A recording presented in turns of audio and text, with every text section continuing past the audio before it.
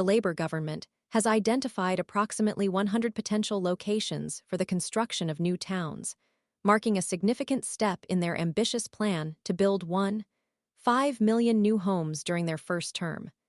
This initiative, fueled by a commitment to streamline bureaucratic processes and overcome environmental hurdles, aims to address the nation's pressing housing shortage. Each of these nascent towns is projected to accommodate at least 10,000 homes, complete with comprehensive supporting infrastructure.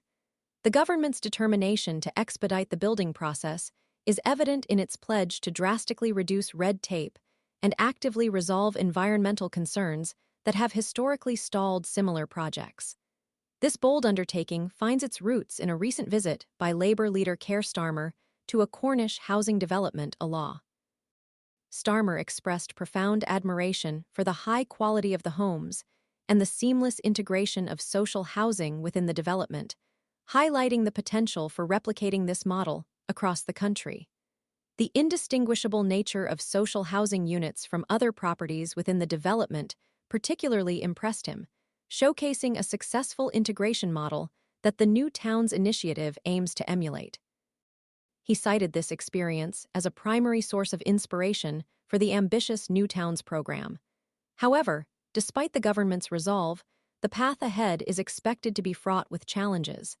The initiative's substantial scale and potential impact on existing communities are likely to trigger significant opposition from various stakeholders.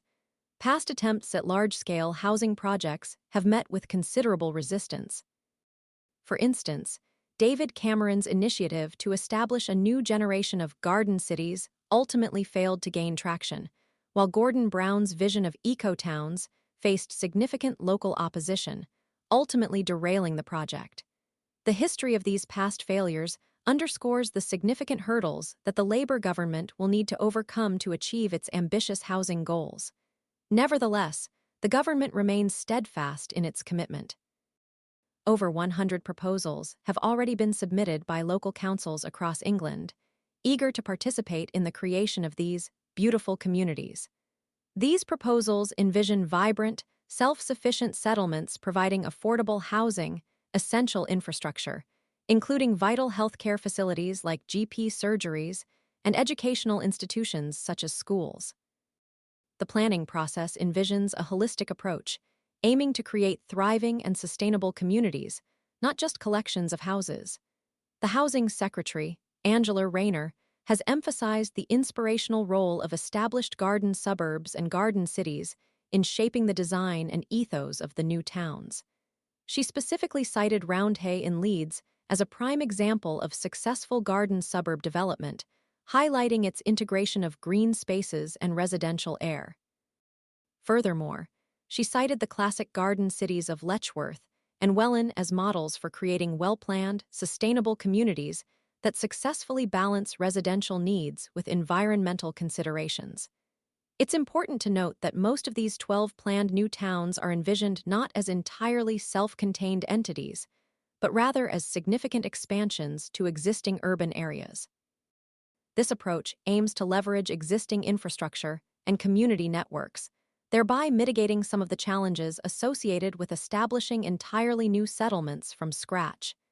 The integration into pre-existing urban areas is designed to foster a smoother transition and reduce disruption to established communities.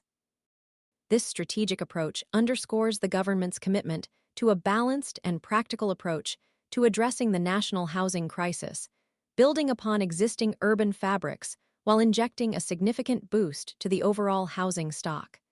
The success of this initiative will depend on careful planning, effective engagement with local communities, and a commitment to transparency and responsiveness throughout the development process.